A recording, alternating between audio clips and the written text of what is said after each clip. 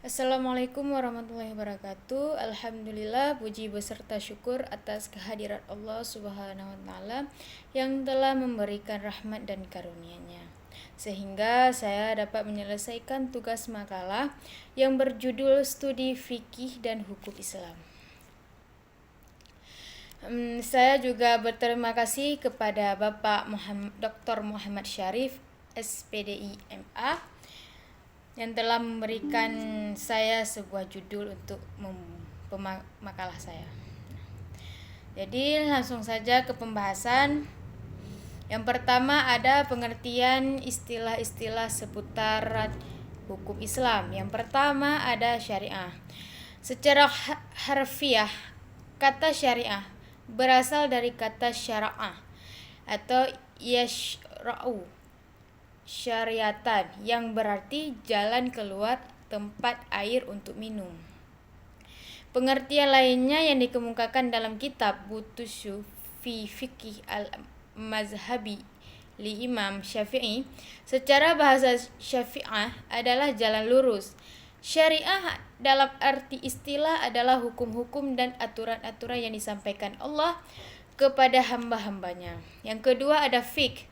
Fiqh secara bahasa berarti faham, yang bermakna mengetahui sesuatu dan memahaminya dengan baik.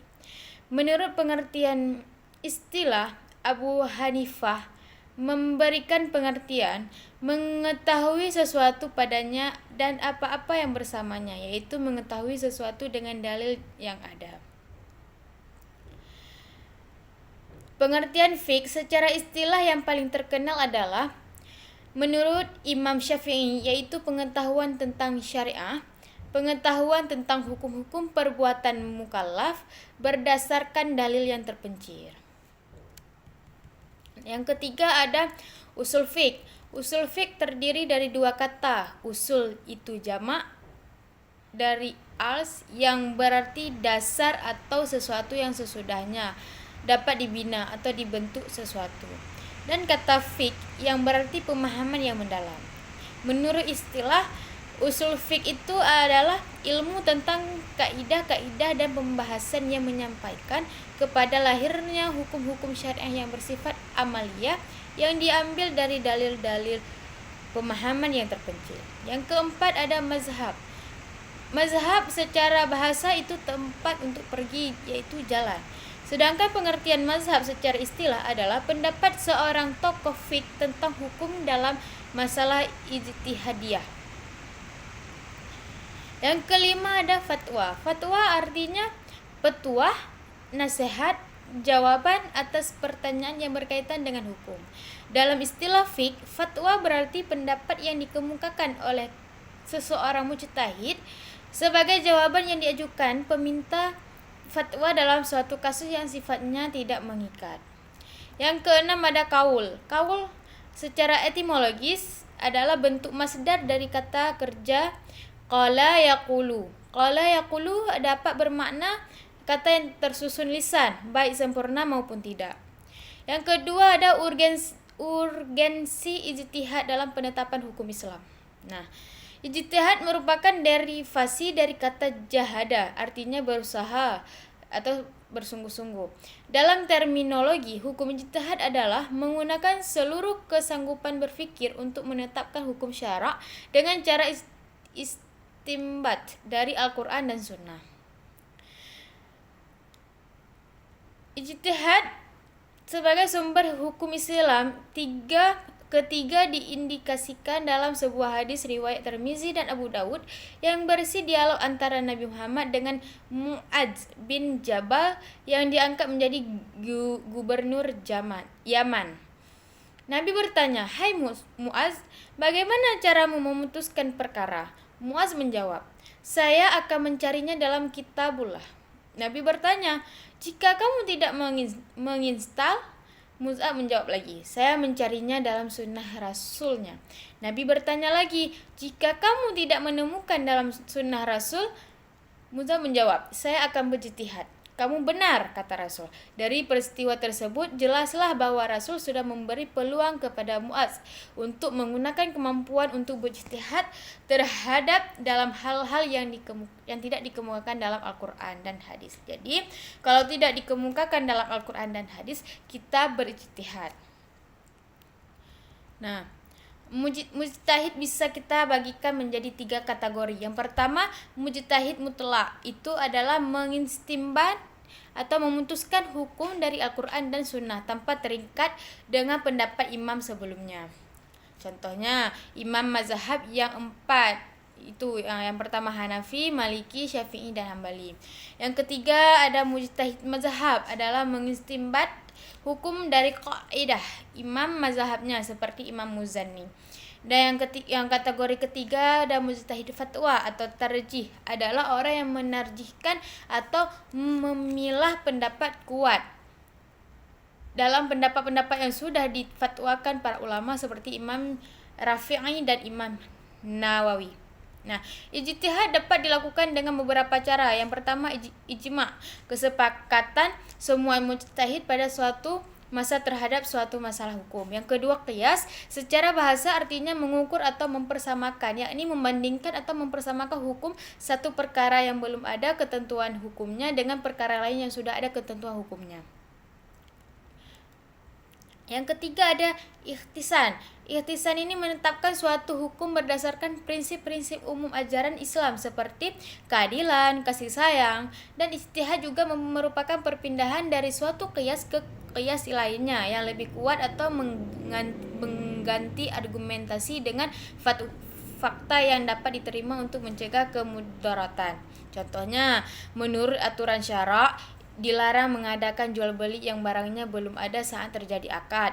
Akan tetapi berdasarkan ijtihad, jual beli yang demikian diperbolehkan dalam sistem pembayaran di awal, kemudian barangnya dikirim, kemudian asalkan barangnya dikirim, asalkan identitas barangnya sudah jelas. Nah, yang selanjutnya ada istishab, yaitu menetapkan berdasarkan keadaan sebelumnya sampai ada dalil lain yang mengubah keadaannya. Contoh, seseorang yang ragu-ragu apakah ia sudah berwudu atau belum. Di saat seperti itu, ia harus berpegang atau yakin kepada keadaan sebelum berwudu, sehingga ia harus berwudu kembali karena salat tidak sah bila tidak wudu. Nah, selanjutnya ada maslahah. Maslahah menetapkan hukum berdasarkan sudut pandang kegunaan suatu kemanfaatan sesuai dengan tujuan syariat.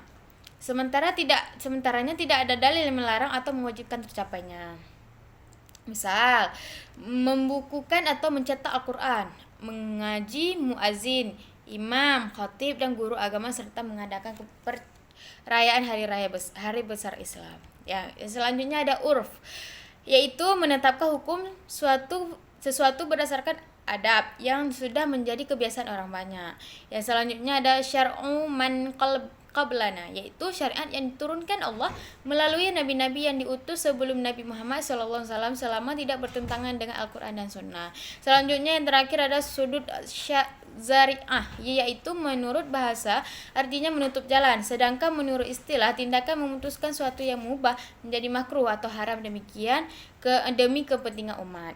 Nah, yang poin yang C ada mazhab fikih dan metodologi hukumnya. Al-mazhabi atau aliran-aliran dapat diartikan secara sastranya adalah jalan untuk pergi dalam karya-karya tentang agama Islam.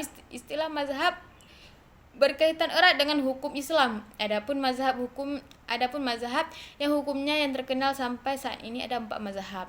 Yang pertama ada Hanafi, Maliki, Syafi'i, dan Hambali. Timbulnya mazhab-mazhab ini disebabkan oleh beberapa faktor yang dikemukakan oleh Ali As-Sais dan Muhammad Shaltut.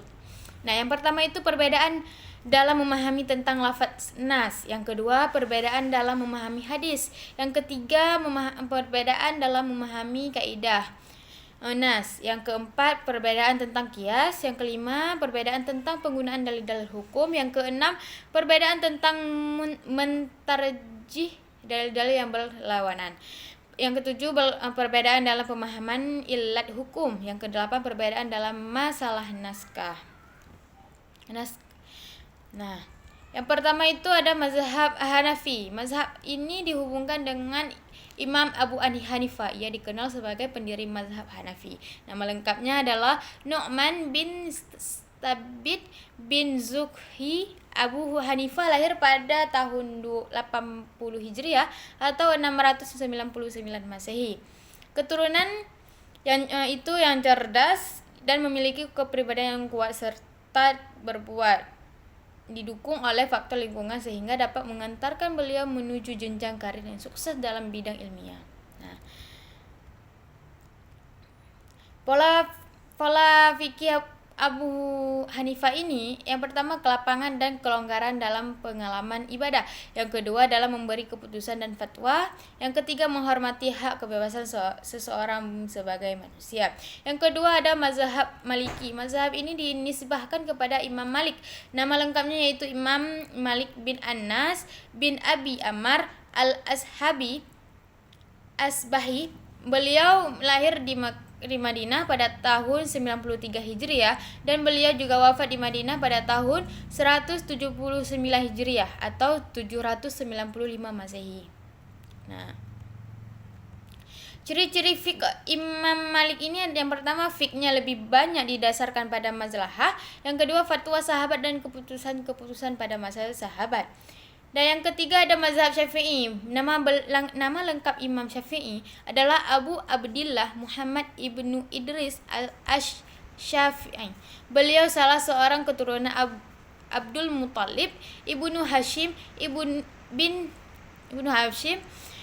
Abdul Manaf ibnu Quraisy ibnu Kilab, yaitu seorang putra Quraisy Muthalibi.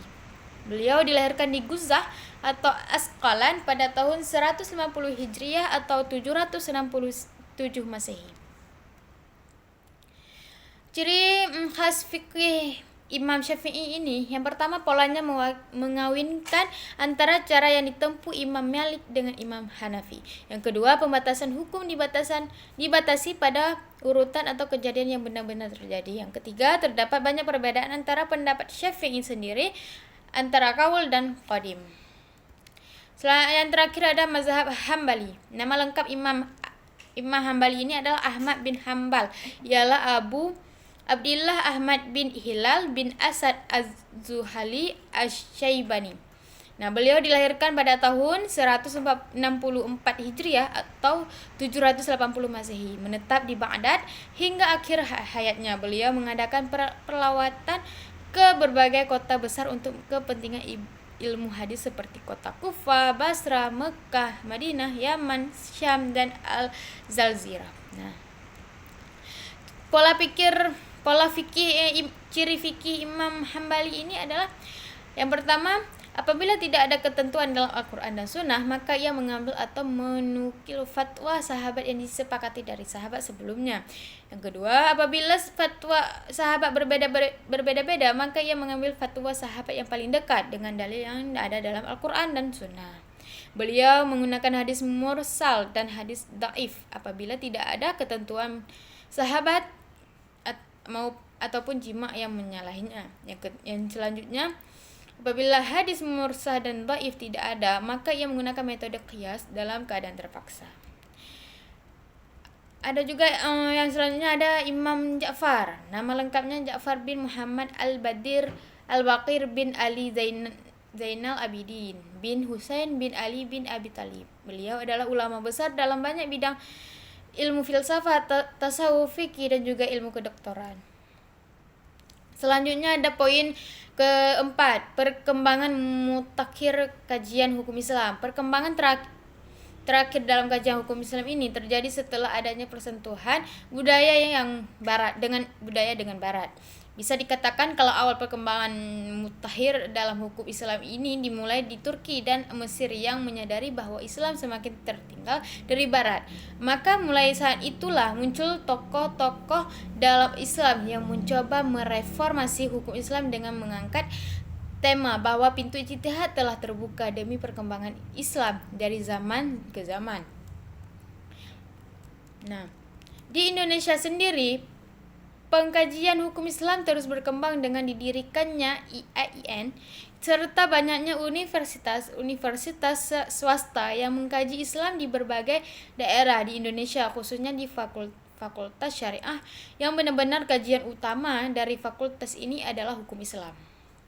Nah, lain dari itu adanya MUI yang selalu memberikan fatwa yang sesuai dengan keadaan Islam di Indonesia dalam memberi istinbat hukum sesuai dengan masalah yang ada, serta majelis-majelis lainnya di setiap organisasi Islam di Indonesia seperti Majelis Tarjihnya Muhammadiyah. Hal ini merupakan suatu karya yang penting bagi umat Islam Indonesia serta pengembangan yang baik dalam pembaruan hukum Islam.